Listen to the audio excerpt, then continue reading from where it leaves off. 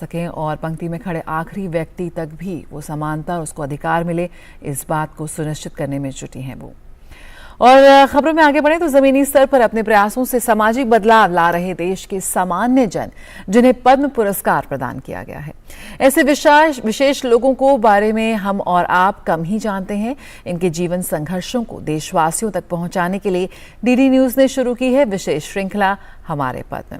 आज हम आपको बता रहे हैं हिमाचल प्रदेश के किसान नेकराम शर्मा के बारे में, जो 9 अनाज की पारंपरिक फसल प्रणाली को पुनर्जीवित कर रहे हैं और इसके साथ साथ अन्य किसानों को प्रेरित भी कर रहे हैं।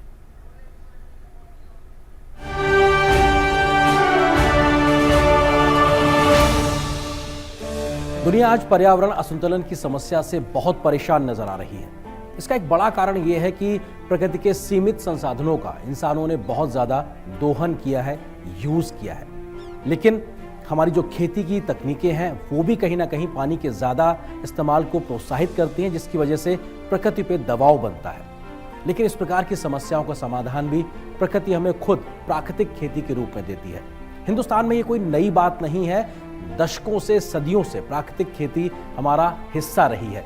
लेकिन आज वक्त की जरूरत है कि हम एक बार फिर से इसको स्थापित करें या इस दिशा में ज्यादा काम करें। और इस प्रकार की प्राकृतिक खेती को देश भर में कई जगहों पर तमाम लोग काम करते हुए नजर आ रहे हैं। ऐसे ही एक व्यक्ति हैं हिमाचल प्रदेश के नेकराम शर्मा, जिन्हें उनके इस काम को करने के लिए सरकार दे रही है पद्म सम्मान।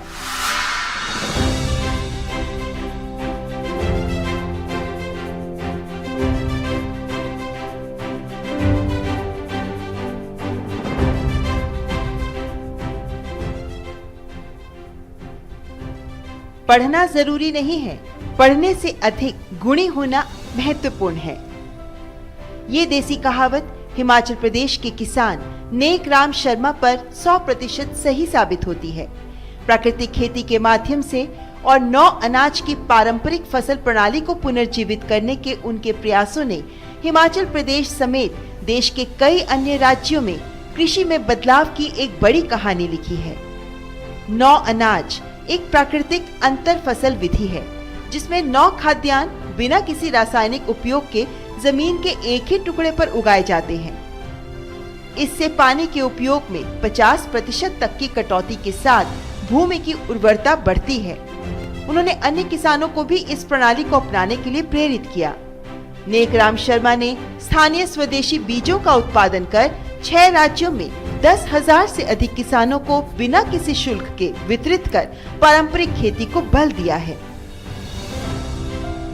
1990 के बाद मेरे फिर से जो हमारा प्राकृतिक खेती है उस तरफ मेरा ध्यान गया, क्योंकि मैंने ये देखा 6, 7, 8 सालों में कि जितना मेरा शुरू में प्रोग्रेस थी खेतीबाड़ी में, तो केमिकल फार्मिंग करते करते वो धीरे धीरे कम होना शुरू हो रहा था। तो उसी बीच में काफ़ी सारा कुछ यूनिवर्सिटी में मैंने कुछ ट्रेनिंग लिया था, तो उसके चलते मुझे आभास हुआ कि हम लोग प्राकृतिक खेती कर सकते हैं। हमारे जो पूर्वज हैं उन्होंने तो यही प्राकृतिक खेती करी है, क्योंकि खेती का मतलब ये नहीं है कि हम उसका ओवर एक्सप्लॉयटेशन कर ले। आज के समय में तो उसका अत्यधिक दोहन होता जा रहा है, और ये जो मिट्टी है हमारी, जिसको हम लोग धरती माँ बोलते हैं, वो माँ आज करा रही है। उसमें अंधाधुंध जो है हमारा पेस्टिसाइड यूज हो रहा है, केमिकल यूज हो रहा है। तो जो हमें मिट्टी को अगर मार देंगे तो शायद मुझे लगता है कि एक समय आएगा कि हम लोग कुछ भी पैदा नहीं कर पाएंगे। इसलिए प्राकृतिक खेती करना मिट्टी बचाने के लिए जरूरी है, पर्यावरण बचाने के लिए जरूरी है, हमारा सेहत बचाने के लिए जरूरी है। नेकराम शर्मा के लिए प्राकृतिक खेती का सफर आसान नहीं था। 30 साल पहले 1993 में उन्होंने बिना केमिकल के प्राकृतिक खेती की शुरुआत की। शुरुआती दौर में कई परेशानियों का सामना करना पड़ा, लेकिन उन्होंने हिम्मत नहीं हारी। धीरे धीरे नेकराम शर्मा ने अन्य किसानों को भी साथ जोड़ना शुरू किया। 9 अनाज की पारंपरिक फसल प्रणाली से मिल रहे परिणामों का ही नतीजा है कि नेकराम शर्मा की प्राकृतिक खेती के फॉर्मूले का प्रयोग न केवल हिमाचल प्रदेश में बल्कि अन्य राज्यों में भी हो रहा है।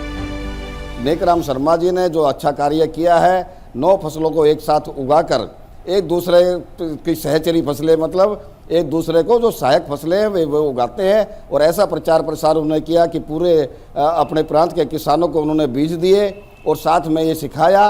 और इसी काम के लिए भारत सरकार ने इनको पद्मश्री के लिए चयनित किया है। भारत सरकार को बहुत बहुत धन्यवाद भारत सरकार का। 30 साल की कड़ी मेहनत और परिश्रम को सरकार ने पद्मश्री का सम्मान दिया है। नेक राम शर्मा को सम्मान मिलने से प्राकृतिक खेती को भी और अधिक प्रोत्साहन मिलेगा। 9 अनाज के नायक नेक राम शर्मा को पद्मश्री पुरस्कार के लिए हार्दिक शुभकामनाएं।